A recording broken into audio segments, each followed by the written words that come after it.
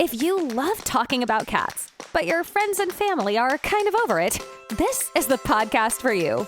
Join your hosts, Danielle Woolley and Elizabeth Calico Gearhart on the Jersey PodCats, where everyday cat lovers share funny stories, challenging situations, and ask their questions about cats.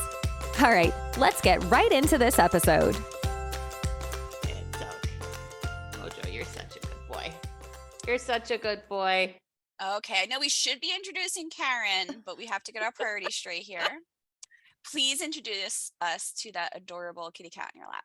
This is Mojo, and he is a rescue kitty that came into my life as a redemption of my sweet Spaz that went missing back in on September 2nd or 3rd. And it's really cool because Mojo was born the same day that my cat went missing. Oh gosh. So I call him my redemption kitty. Aw. Yeah. Well, he is precious and so sorry to take the limelight away from you, but it's very rare that we can actually catch the cats on video for anybody watching on YouTube. 100%. And I've joked a few times about stuff that's happened before and after the recording with my own cats. And, people sometimes believe me because I think we finally got an episode where a cat fell from a shelf at some point. But anywho, but on purpose because he knows I'm always working from this spot. So he's used to me going like this and helping him down. But I was busy engaging on the podcast and not paying attention to him. So he just kind of plopped He down. just dropped. Yeah. So anyway, we'll back it up for a second. Hello, everybody. My name is Danielle Woolley. And I'm Elizabeth Calico Gearhart, and we are the Jersey PodCats. And we are joined here today with a really fabulous woman that I'm excited to talk to. She has some cat stories, but she's also doing some really awesome things in the world.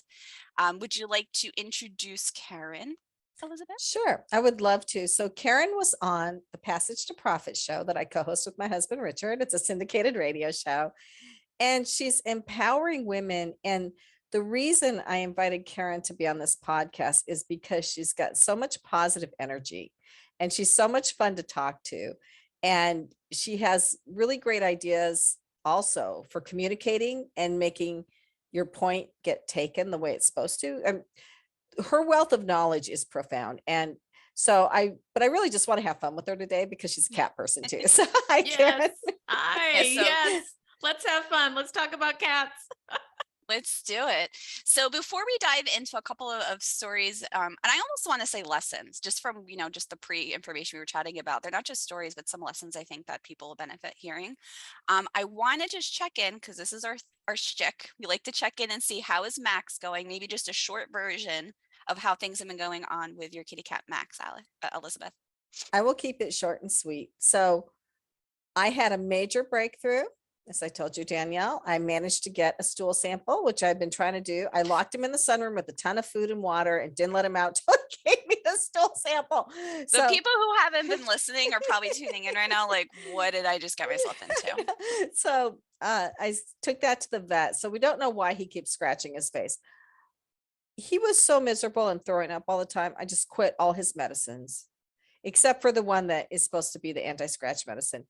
And I know he had a really bad stomach ache. This morning, he ate like 4 bowls of wet cat food. So his stomach had really been bothering him. And he's walking around purring and happy again and everything. So sometimes the cure is worse than the disease. So anyway, we'll see what this comes back with. And then I have a friend whose sister is a vet. And she said, bring her to my sister if you don't get the answer. So I said, I just want to see what the test for parasites in the feces comes back as, and if I don't get an answer, I'm taking her to your sister, which will be vet number 5, but that's okay. Yeah, no, and through this I keep wanting to say group, but we have a community, so I guess it's a group. But just through having these conversations, being able to connect with other people and just talking out loud of what we're trying or not trying, because the cats, so many different things can happen to so many different types of cats, and one thing may not work for the other. So if we could just continue to connect people, share our experiences that are going on, that's a good day in my book because we're helping inform people and saying we're still waiting. We may have somebody that listens in and says, oh gosh, I had that happen and here's exactly what I did. So if that's you can go to our website, thejerseypodcats.com and send us a message or a call or a text. And with that, I know I'm going fast because I'm just really excited to spend the rest of the time talking with Karen. So Karen, welcome again. Thank Um, you. we had quite a few things that we thought would be great to talk about, and we like to kind of go with the flow and just see where the conversation unfolds. But I really would love for you to share more about what you touched on early on already about the day that your cat went missing. So I know there's a little bit of a lesson tied to that as well. Yeah, absolutely. I mean, I honestly, I don't think I've cried so much in my entire life. And it was during the pandemic. So it was also just one of those times where you want to have things solid in your life. You don't want to have more change. And it was the weirdest fluke because she would always go out on the balcony, no big deal. And it was one of those nights where I was so fixated on my work, sitting on the couch with my computer. My husband was watching a TV show with his headphones on. And about an hour later, I was thinking, where's Spaz? And oftentimes she would jump down to the balcony below every once in a while. And so I figured, oh, I'm just going to go call the tenant, go down and get her. And nobody could find her in the entire building. And the great thing about the building where I lived at that time in San Francisco is that there was such a sense of community. And it was the quintessential San Francisco experience where cats are kind of roaming around in there. There was an internal balcony as well. So really fun community. And she went missing I looked for her for 2 weeks, day and Oh. night. And it was really traumatic. And I think like any of us, when we're going through something emotionally, Mhm. it feels like it's never going to end when you're Yeah, in it. yeah. Well, I got And to ask you, Karen, did she have a microchip? she did. So you may still get her back. How long has it been? 3 years. Oh, well, maybe not. Because I Yeah. had cats go missing for months. One cat went missing for 8 months Oh my and God. showed back up when we were moving. We moved to a new house and he got out and he didn't come back. And then Thanksgiving, my son came from back from college. We were renting this house and he and my husband were cleaning up the backyard. And he said, Mom, Kushi came back. I said, oh, come on, don't do that to me. That's too painful. Stop it. And he's like, no, he really is back. Oh And my there God. he was after 8 months. But Yeah, I 3 years had a is kind of, similar experience too. And I was younger, so I don't remember exactly how long it was. It felt like forever, right? Like I thought my cat was Yeah. gone for good. Had popped out of the screen. The storm window, I guess, wasn't like Oh, snapped right and yeah. just was able to make it through out there. But I believe he was not fixed because back then I didn't know any better and I was a kid. And my Sure. parents didn't know any better. And just middle of the night, similar story to what I was talking about another cat that found me. But I had my window cracked open and I just heard him crying down the street, like in the middle of the night. So he Oh. went out and he was actually a bad boy because I'm pretty sure he went out, he had his fun, got with all the ladies, and then just said, all right, I'm bored. I'm going to go home now. And just kind of rolled up in the middle of the night and came back. So, Yeah. Well, I think Kushi was living somewhere else and eating because when he came back on Thanksgiving Oh. Day, he ate like 3 cans of food. He was Oh, wow. starving. So, Wow. yeah. And then he stayed with us after that. I still have him. Oh, so that's so amazing. I mean, I you, know. you hear about these stories of cats disappearing and then coming back. Yeah, mhm. months, So But years who just, later. knows? yeah, but I'm glad that you have a microchip though, because with the rescue that I volunteer with, we've had instances where we thought we were rescuing a cat, it didn't have a chip, its ear wasn't tipped, it didn't have a collar. We did the usual posting online and checking with all the shelters and nothing. And then somehow someone connects us to them and says, oh, my cat was missing. But how is it missing if it didn't have all those things on it? Like, I really, really wish that everybody had the accessibility to get Yes, microchips put on all the cats because we want to reunite them. 100%. Yes, Right. Because I had another exactly. cat, a black cat that one again, when we were moving, Mhm. escaped. And she was living under a woman's porch. And the woman was feeding these cats, a lot like you do, Danielle, with cats. And she finally was able to catch her and took her to the vet, same vet I used because it wasn't very far, and found the microchip. And they called me up and said, we have your cat. I Wow. was like, you've got to be kidding me. Yeah, It's I been actually bought months. my own microchip reader because I'm so nervous that when I do trapping, because I try to just focus in my individual like area now because it was getting too much. I was getting burnt out by being all over the place. Um, but I'm just worried that I'm going to trap somebody else's cat and go get Right. them fixed. And also, I have my own scanner. I bought it on Amazon. I keep it in my car or my book bag, depending if I'm So traveling. Yeah, I Ugh. guess what we're saying, Karen, is you never know. I mean, 3 years is a Yeah. long time, though. Yeah, I mean, honestly, I feel like it was a representation of other things in my life that I was Mhm. trying to So control, and it's really interesting so how let's talk about that, because I know yeah. that piece is devastating, right? And my heart hurts for you a little bit, but I like to think something happened greater, which, Mhm. you can share a little bit about that. Yeah, absolutely. Well, it was a definitely traumatic experience so that I looked at what is this really about? And even my husband, who is the most kind, compassionate, and empathetic person, after probably a month, he said, "Honey, it's a cat. Like I know you loved her. Um, but I want to encourage you to move on." And it was funny because not really funny, but it was one of those like I Like, was how all dare you pissed say off. that Like, to I me? know, Yeah, like, I felt the what? same thing. Like, what did he say? You know, Let me talk to him. No, I'm just I kidding. know exactly. Well, and that's what's so funny is that he rarely ever says anything firm like that. He's so easygoing. And so I was thinking, what? And I was kind of pissed off, but it did make me look at what is the root? What is the root issue here? So I really wanted to figure out from a personal growth perspective what was going on.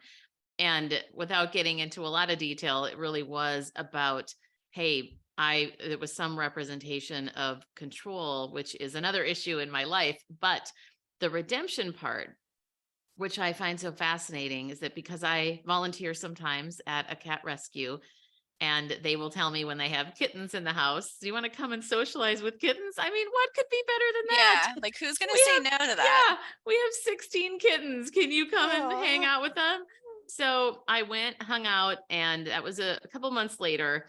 And of course, that's when Mojo came into our lives. And it was really funny because Chris, my husband, goes, "Are you serious? Another cat that you're bringing home?" Because we would foster a fair amount. Let me be clear, I would foster a fair amount. Yeah. And when I came home with Mojo, he had never experienced a cat that was so affectionate. And that, in part, is the redemption to me about the ability to grieve a traumatic event, be able to release it, and heal from it allows you to be open to other and new things. And so Mojo is so much more affectionate than Spaz was. He lets me pick him up all the time. He's very pliable and he's so much a better fit for me than Spaz was even.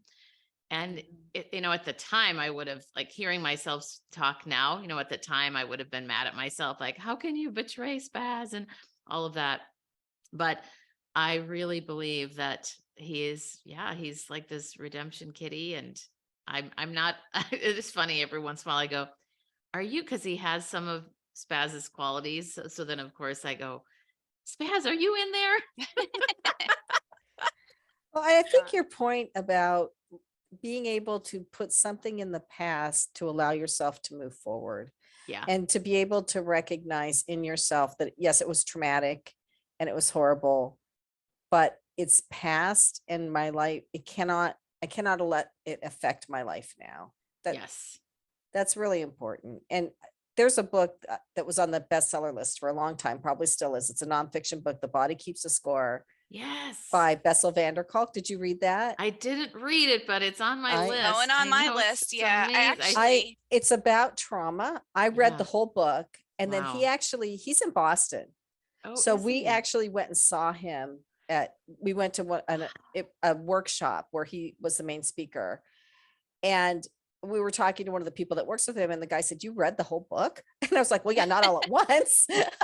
Because it's really intense, but it does talk about how trauma affects your life.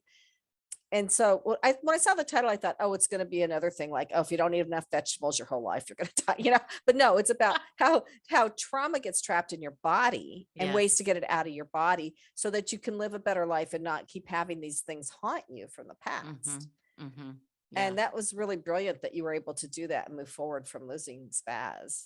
Yeah, Yeah. and what I love about the fact that you took that as your takeaway, and this actually aligns with stuff I'm working through, is what jumped out to me is the control part of like, you know, I can't do XYZ because I have to, you know, make sure the cat is okay first, and just kind of applying it to my own life. Or we couldn't go on vacation because who's going to take care of the cats outside? And like at the end of the day, they're cats, like they're not Right. helpless. Right. So then how much of that was I making about me? Like, oh, they need me, or I have to be there for them. Like, Oh no, my gosh. no, I finally got to the point where I'm not that special. The cat will move on and find someone else if they truly need to. You know what I mean?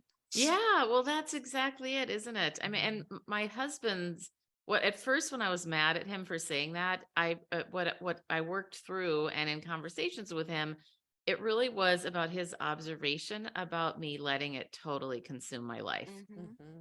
and not do anything else, including some of my responsibilities. Right. And that is really where the heart of it came from. And I do think that, you know, I know we're talking about cats today, but anything that gets a hold on us such that we're not able to be free and live our best lives, truly, as cliche as that may sound, but it's really true. Those things that hold us back, that get in our way, and that we every day have a choice. When we get to choose how we act, how we think, how we feel. And I think that's also a really important thing to remember, is that we all have the power of self-agency. Yes. And that's part of why I've stepped back from some of the rescue work too, because you hit it. It was consuming me, to the point it's affecting my health, which is actually a good setup to our next guest. So the next person we have coming on is talking about how she took burnout through her nonprofit that she was doing through cats, and how she put it into other things. So my focus has shifted to like, I'll do what I do best. And I know Elizabeth has teased me a few times, but now I kind of own it that I'm techie. So that's where I can make a bigger impact without driving myself as crazy. At least for the time being. Doesn't mean that I won't be out there trapping with everybody again soon. Yeah. But for now, I can help with social media. I can help with fundraising. I can help with the networking piece, and I'm still making an impact. That's Right. wonderful. And when it comes to the cats in our lives and the guilt we feel because maybe they die on us unexpectedly, or we don't feel like we did enough for them, Oh, that's a, yeah. or well, there is a woman that we want to have on the show, and I know Danielle, we said we weren't going to talk about future people, but I I do know, have to because in bring case this it up. doesn't work out, but we just get But- too excited. But yeah, but she's going to come on. I spoke with her. Yeah, she wrote a book, and she has a severely autistic son who communicates with her and is hooked into the universe in a very special way. And she's very spiritual. And he said to her, all you have to do is love me. And when you How think of, powerful is that? yeah, you don't have to live my life for me. You don't have to fix me. You just have to love me, because I came down like this. And when you think about the cats in our lives, I mean, they really are the royalty of cathood, right? Mine are anyway. I mean, they have a nice warm place to sleep. They have really good food. They have people that love them. Like, you know, Max is sick, but I'm doing everything I can for him. But in the end, we're going to have to help him figure it out himself. Right. Yeah. So there's another teaser. Heidi Rome's going to be a guest coming up soon too. We just have to work it out in the schedule. Yeah, you'd love her, Karen. She is amazing. Oh, fun. You should connect with her, because she's another person that's really empowering. But so I think that losing a cat is always really hard, but there's always a reason, I guess, for everything. I mean, some people think there's always a reason for everything. Other people think that it's totally self-controlled by totally, we decide how our lives go. And I don't know, I think maybe it's somewhere in between. What do you guys think? Yeah. Well, I have a really strong faith specifically. So I really believe that everything's orchestrated by God. So that's really my thought of, okay, you know what? That's also part of there's a comfort to me in my faith to know that, you know, there is a bigger force in control. And that helps me, although I'm not really good at releasing control, let's be honest here, but I do my best.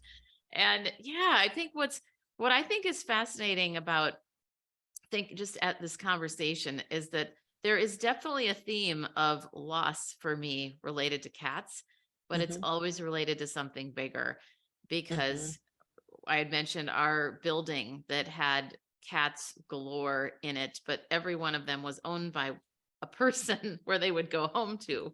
Right. But there was one cat, there was a woman in our building that was definitely mentally unstable. And she was fostering cats, and it's funny looking back, she really wanted us to adopt this one, and we weren't ready at that point. And then, of course, then that cat, she didn't necessarily, she left her door open all the time. So basically this cat would roam anywhere in the building, and it ended up spending most of its time at our place. And then we fell in love with this cat. And this was over a period of about 3 years. And she finally said, well, why don't you have him? So she gave him to us, but we never signed anything. And no. then she caused a big ruckus to the point where it was terrible. She was saying that she told all the neighbors we stole her cat. She put up signs all over the building saying that we've kidnapped him. And I mean, now it sounds so funny, but we were but when you're in it, it's a lot. Yeah. Oh my gosh. Yeah, I mean, when you see signs plastered all over the building, she put a picture of her cat with Rascal was his name, a black cat. And she put pictures all over up saying they abandoned, like basically they took him away from his best friend. Oh, This whole thing. And I remember the day, because we were, but we were in this control phase too. Like, we're not going to let her have him back. So then we kept him. We basically locked him in our place, and he was miserable because he was so used to roaming the entire building. And I remember the day when, I'm embarrassed to say, but I do think it's pretty funny. Yet another day, I will say, it was not the first time, that it was 3 a.m. and I climbed up on the roof of the building to look to see if he was in there. Cause at this point he had escaped, and then she was hoarding him back. And I'll never forget when I was about to leave our house. My husband is so kind. He looked at me and he said, honey, and I had my hand on the door ready to go. 3 a.m. He goes, I just want to ask you, is this the people that we want to be? And he said, it really stopped me. I'm going to climb up on the roof at 3 a.m. So it depends on what kind of mental state I'm in. So I might have been like, yes, in this moment I do. Or it could be, maybe if it wasn't 3 a.m., it could be more of, thank you for that input. Right. And then, if you would have said, yes, I'm going to do this, you would have climbed up there and fallen off, right? Broke your leg. Right. Exactly. Well, it's funny, when we got married, I remember saying to my husband, honey, what do you want our home life to be like? And he just threw out, I want it to be peaceful, safe, and fun. And that became our couple home life values. And so when he asked me that question, he followed it up by saying, does this meld with our value of peace? Oh, God. Yeah. That was it. That's cool. You guys can talk that way. A stab in the heart of, I was so mad because I wanted to go up there and see, like, where did she steal him back? And I will tell you, when he said that, I went to bed. The next day I woke up and we went out to lunch, and this was a period of months that we were back and forth with her, and we had lunch, and we both looked at each other and said, oh, what a relief. We're so sad, and we never knew what happened to him, but we're so sad so relieved that it was over. Yeah. So there goes that control theme again. Exactly. Yeah. Exactly. So then tell me how, because I think you said you have 2 cats now, right? Yes. So tell me, how did we get there? Yes. So Callie is my calico. I told Chris, seriously, Callie? Like, we couldn't get more creative. I named my cat Callie too. Did you? Well, our calico. Go ahead. And at the time, it's because I was traveling a ton. So for those who haven't heard that story yet, it actually wound up being my husband's cat. She played me to get into my house. She followed me home from the trail when I was on a walk or a jog or something. Really? And I was traveling a ton back and forth to California. So they were like, oh, what are you going to name it? And my neighbor saw me feeding it. Like, I had those little mini bananas, like after I worked out, I forgot what they were called. So he just like named her Banana. And I'm like, no, I don't like that name. And so we named her Callie. And once Cali, and when she came into my house, though, she became my husband's cat, just like gravitated to him, loved him, to the point where, like, if his car was coming down the street, she'd come flying down the stairs because she knew it was him. Wow. And then I would come in and she'd be like, oh, hey, Like a little cat. Yeah. So our calico, Checkers, who, if you look at this on Instagram or YouTube or anywhere, you can see she's in the general's uniform because she ran the house when she was alive. She had a checkerboard on the top of her head, so we called her Checkers, but I would call her Chex Mix. And if a commercial came on TV with Chex Mix, she would look at it with this look on her face like, what the heck do you want with me? It was so funny. That's She was great. so cute. Yeah. Oh, so cute. So there's Callie. Yeah. Continue. So my husband, he's very kind. I make most of the decisions in the household because I have the strongest personality. So when he speaks up, I say, okay, I relent. All right, Callie it is. So Callie and Spaz were sisters. And they came to me through the rescue organization that I volunteered with. So those two were very connected. So when Spaz went missing, it was actually interesting to me because they would sleep together and everything. They were so bonded. And it was really sad when at first, it was only this is the surprising part. It was only a few days. Callie would go out on the balcony and just look out. And it was sad. She's like, where's Spaz? Where's Spaz? Aw. But it was funny that within a few days, she was just blah, blah, blah, like, okay, this is my life. And then Mojo came into our lives about I almost want to say a year later. And at first she wasn't happy about it, of course, as trying to integrate cats in the household, but now they're really fun friends. They groom each other and sleep together. So it's really great that they're both together like that. That's great. And it's interesting because I'm almost picturing like a chess game. Like one cat's moving in, other one's going out. There's Yes. another lesson coming from here. There's another need met. Goodness. And it reminds me too of like how we wound up with 4 cats. We said we would never have more than one.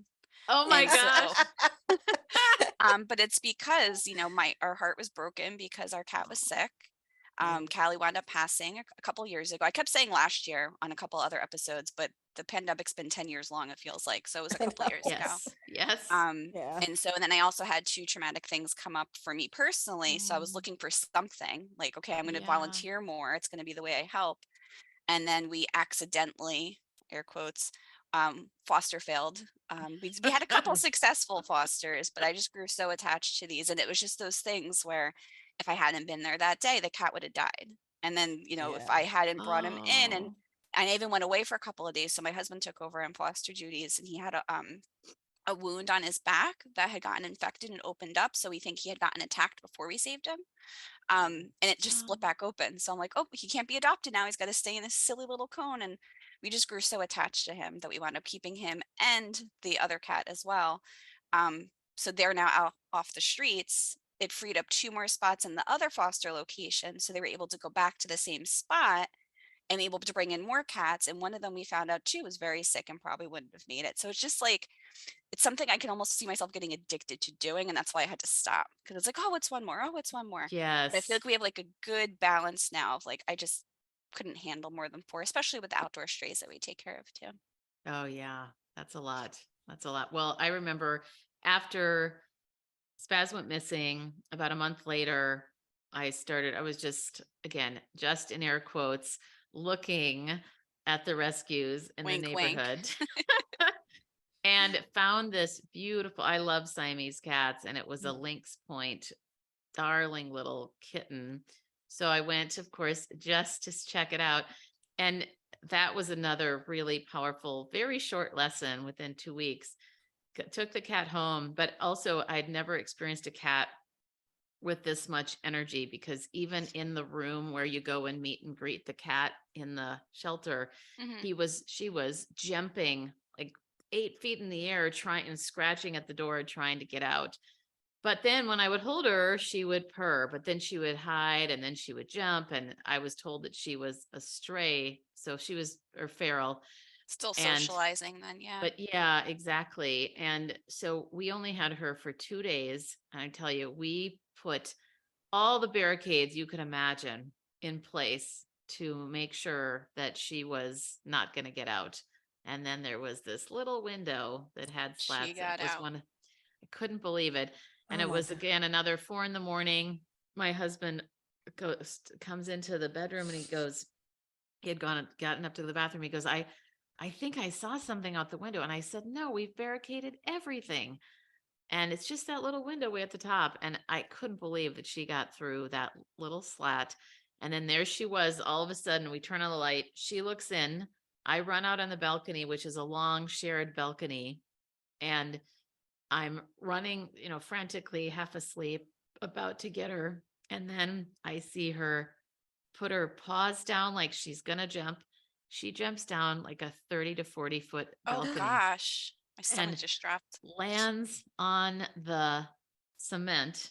Oh, But like a cheetah, it was actually fascinating from an animal perspective to see her just land. There was that split second of pause where she got her grounded, like she landed right on all four paws and then took off. And man, I was beside myself. Another one of the situations. And then I'm out there trying to find her. And 2 weeks later, somebody found her. This was through the app next door, which I find Mhm. so great, of the Yeah. neighbors. And somebody found her. And I was so excited, but they said she appears to be injured. And then I took her to the vet and they said that she had a seizure, and then we put her to sleep. I mean, it was just Aw. all so fast.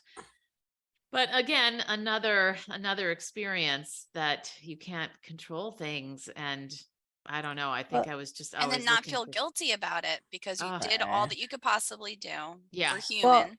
and God willing, we know when we get a cat, we're going to outlive it. God willing. I mean, Yes. and Yes. so, but we're never Yes. prepared, right?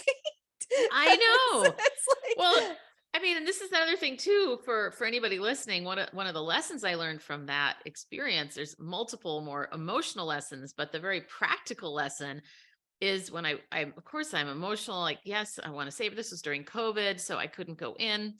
The yeah. technician Mhm. comes out on the street and he says, I need your approval for a $600 x-ray or whatever it was. And I kind of, it was sort of those, okay. But then after, when the vet called me, and I just kind of said, well, because she said, well, she had a seizure, her back is broken. I'm like, well, what are my options here?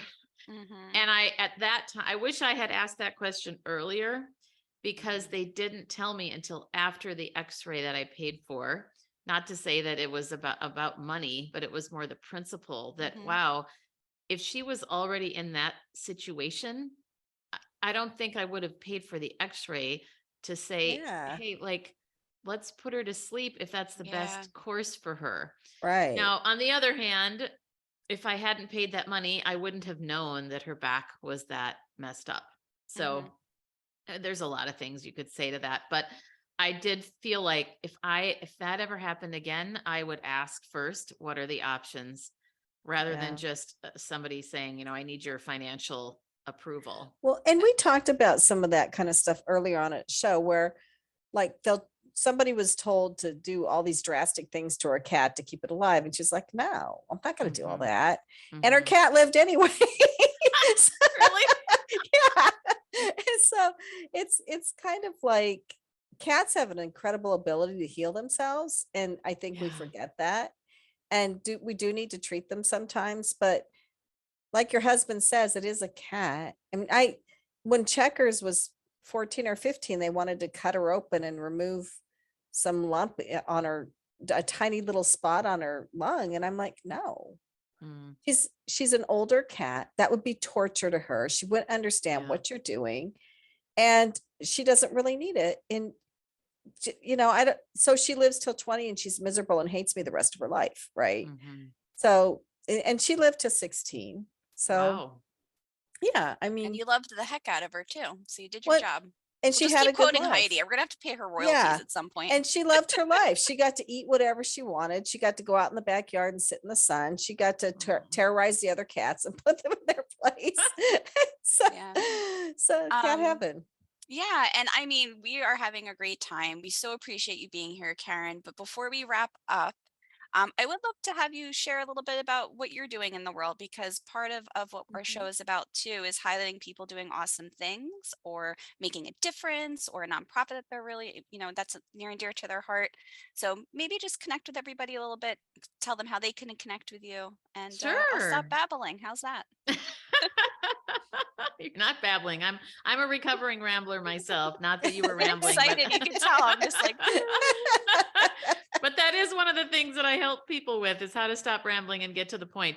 But I will say that when I was just a story of when I was 6 years old, it's really what started me on my journey. That my dad gave me a few dollars at a flea market, and he said, go have fun, but never pay full price. And I had no idea that you could negotiate. So that's really when my love for negotiating was born. And he always taught me that you can ask for whatever you want and believe that you can get it. So that was really a powerful lesson in my life. But then at the same time, I had this other experience where, based in my parents' household, that where I grew up, that my mom was very much submissive to my dad to the point where she lost her own voice. So I had to navigate that throughout my life. And so that brings me to where I am now, which is being on a mission to eradicate self-doubt in 10 million women in the next 10 years. So based on some of my story and the mixed messages that I received as a kid, and just how so many people, particularly women, are missing opportunities because of one thing: we don't speak up. And so I'm a communication expert and confidence cultivator, as I like to call myself, specifically to help women with how they come across in their presence, but also in their message. So I'm focusing on that right now, and it's really exciting. And if anybody wants to learn more, I've got a variety of resources, definitely lots of free stuff on my website. And probably the thing that most people have given me feedback on is my freebie on there called 9 Words to Avoid and What to Say Instead. So that sounds good. Yeah, it's gotten a lot of good feedback. So my website is KarenLaos.com, and that's KarenLaos.com. So thanks for asking. Awesome. And we'll put that in the show notes too. So you were such a pleasure to chat with. I feel like we can talk all day. But I know, too bad you're on the West Coast, Karen. I want to go have a cup of coffee. I know. When you come out to the East Coast, you have to let me know. We have to sit down together. I know. I do. And well, there's other roots of mine there, because I went to college right outside of Phillipsburg, New Jersey. So cool. Definitely lots of friends, lots of community there. So I will definitely let you know, Elizabeth, when I'm there. And next time we go to wine country, I'll look you up. Yes. Yes. Sounds good for me. All right, guys. Thank you everybody for tuning in, and we'll check you out next time. Thanks so much for listening. Let's keep the conversation going. Give this podcast a rating so other cat lovers can find it. Connect with the Jersey PodCats on social media, or visit thejerseypodcats.com and leave a message sharing a story or question about cats. Thanks again for joining us, and we'll catch you in the next episode.